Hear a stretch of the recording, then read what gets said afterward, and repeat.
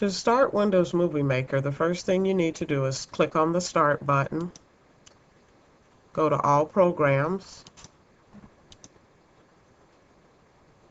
and look inside of your program list and find Windows Movie Maker and click on it.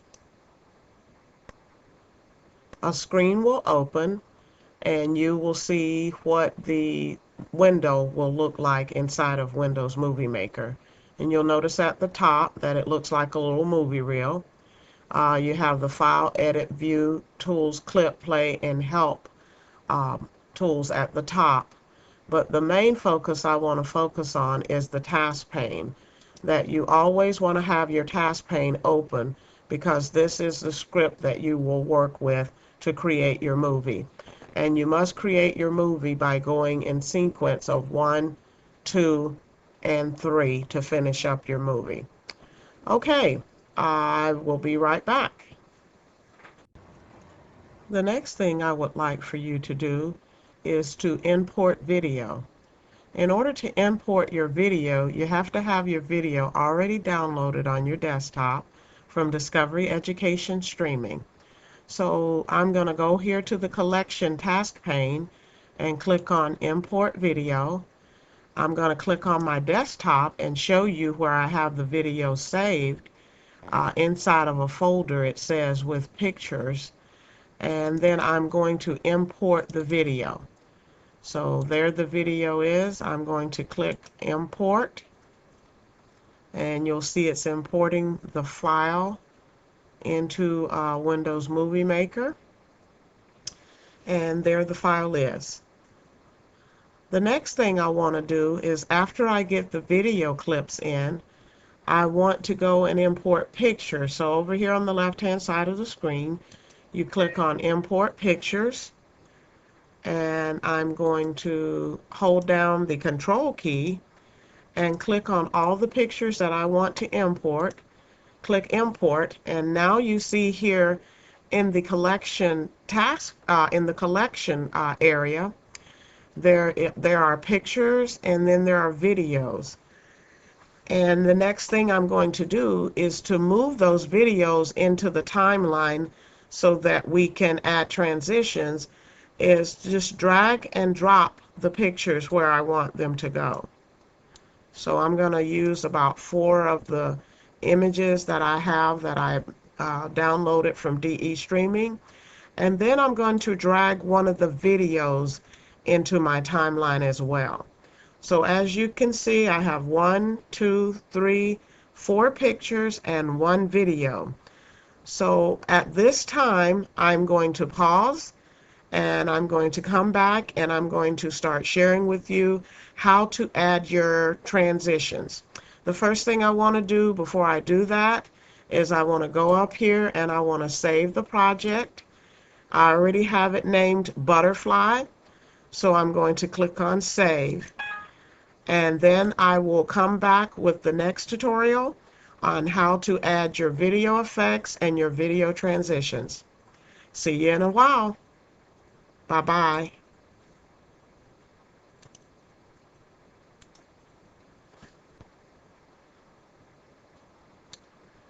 Now we are going to add our video effects and our video transitions to our timeline. What I'm going to do is just randomly drag and drop some video effects and some video transitions.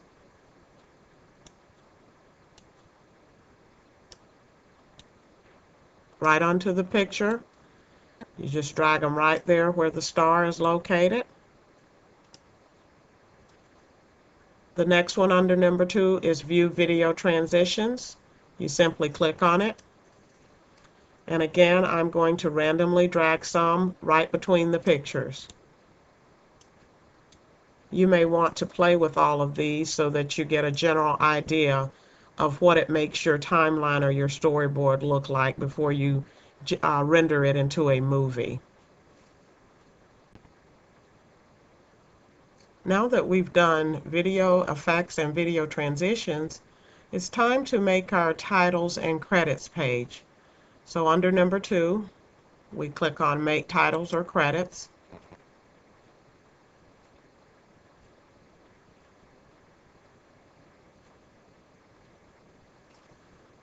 click Add Title at the beginning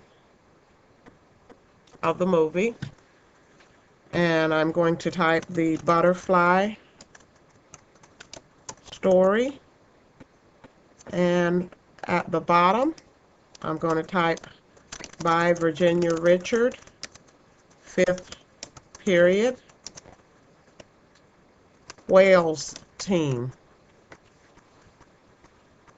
And then you see here that you can change the title animation or change the text and font color.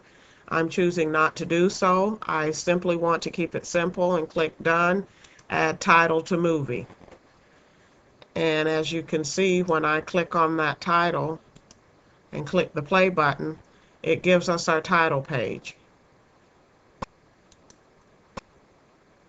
Again, to add the credits page, I want to click on Make Title or Credits. I want to click Add Credits at the end.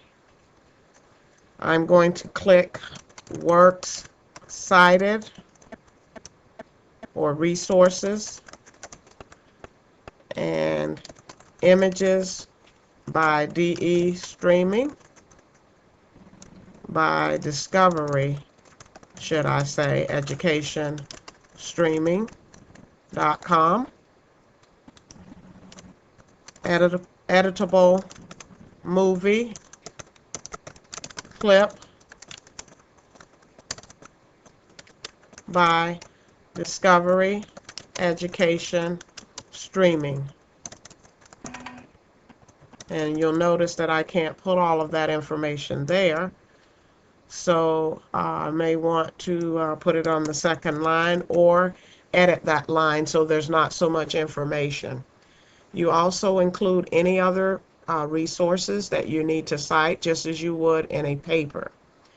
I can change the title, animation, change the text and font, but I don't care to do that. I'm going to simply click Done, Add Title to the movie. And as you can see, when I play it, it shows the resources page at the end.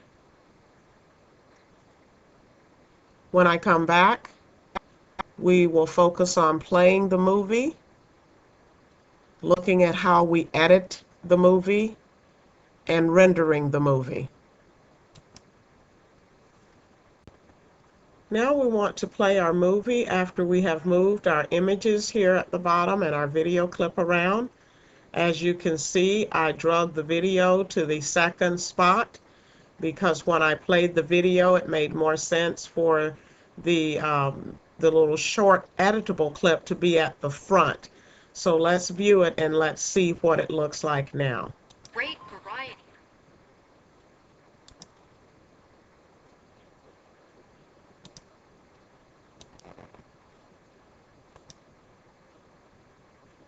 They use different habitats. All this adds up to a great variety.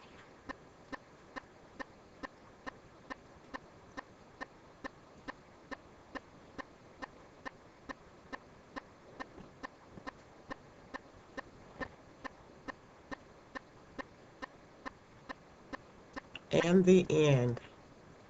So it looks close to what I would want for my simple project with my students. And I want to show you how you can make some edits to your timeline. So we're going to click on Show Timeline. As you can see here, here is the video track or image. This is the audio and music track if you imported music or if you're going to do narrations. And here's your title overlay. That's if you want to go back to your storyboard view and you would click on an image and say you wanted to include title overlay on your picture. This is where you would click on Make Titles or Credits. You would add title on the selected clip. And I'm just going to type something here simple, a purple butterfly. And that's showing what it will look like. I'm going to click Done, Add Title to Movie. So now I'm going to click on the story again and click Play. They use different habitats. All this adds up to a great variety. And as you can see, my title overlay is there. If I wanted to edit the title overlay, I could click on the storyboard right here, and as you can see, this is telling me that I've added something to the slide. But I don't want to move it because I liked it when I viewed it. So what I want to do now is this is just very basic of what you can do with it. It's showing. So I have everything just the way that I want it. Of course, yours would be much more elaborate in what you're planning to do with it. But I just wanted to give you some quick, down and dirty tips on how to get the images into the timeline, how to get some editable clips into the timeline, and then if you wanted to move the clips around or edit that, that's a more advanced class, but I did want to show you that it is very simple for your students to be able to put some images in and create their own simple little story by just adding some title overlays. So we're going to wrap it up. I'm going to close out, and then we're going to come back and we're going to render the movie because you have to finalize it before it can actually become a movie. So hang around. We'll be back in about 5 minutes. The last tip I would like to share with you before we close today is how to render your movie. You have to mix all the components together to make it a movie. All the video effects, all the video transitions, how you've inserted the images, if you have voiceover, title overlay. So I want to click on Save to My Computer. You want to browse and find where you want to place it. I want to recommend that you have a folder with everything in it because you will need all your pictures in the file, all your videos in the file because it will be searching for them. And if you go back to the Movie Maker file and all of your files are not in the one file together, your files will be disjointed and you'll have the dreaded red X syndrome. And if you don't know what that's all about, create a movie and don't include all of your pictures. Save them all in the same folder on your desktop until you render the movie. And when you go open the file again, you'll have all types of red X's in your presentation. So I'm going to go to my desktop. I'm going to click OK. I'm going to click Next. There's no other settings. I want it to be an AVI file. That's a Windows Media Player file. I want to click on Next, and now it is rendering my movie, saving it as a movie file. So it's going to take, it says 2 minutes here. So let's give it a chance to do its thing.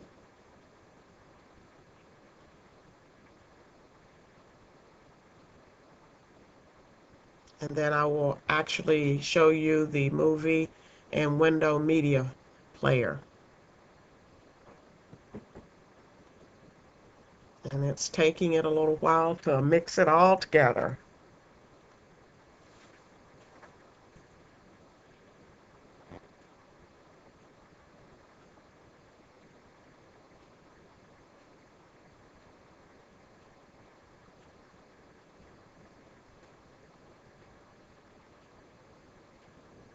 It's at 26% here. It's moving right along.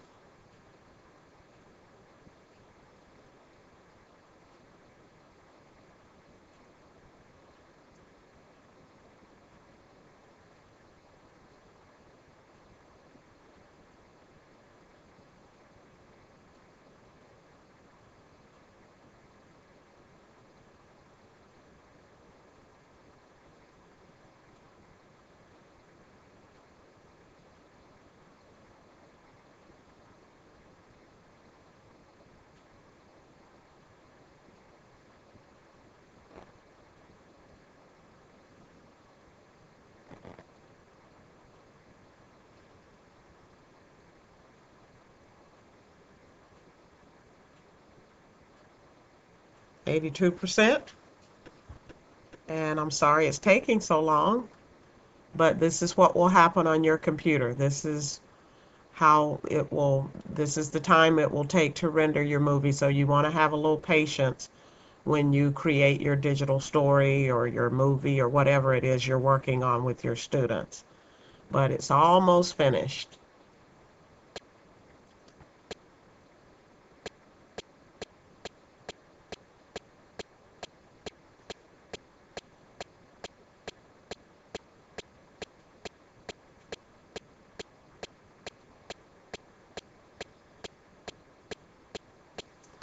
And then you click finish, and right here it says play movie when I click finish. So we do want to view the movie in Windows Media Player, and Windows Media Player is opening. And as you can see, the movie has been rendered. All this adds up to a great life.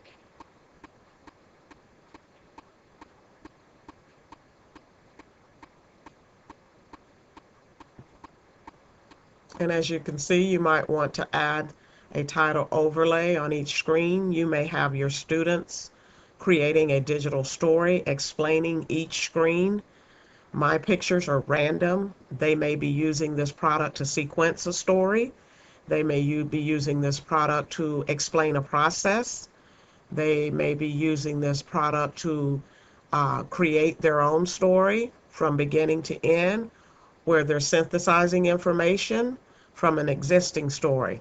So there's many, many ways that your students can use Movie Maker to create digital stories to enhance student achievement. I hope you have enjoyed our presentation today. I will be sending you a document with a couple of links to tutorials on Windows Movie Maker. And if you have any questions, we'll be hanging around to answer those for you. I have enjoyed working with you today, and I hope you have a wonderful rest of the day. Bye-bye now, and thank you again for your attendance.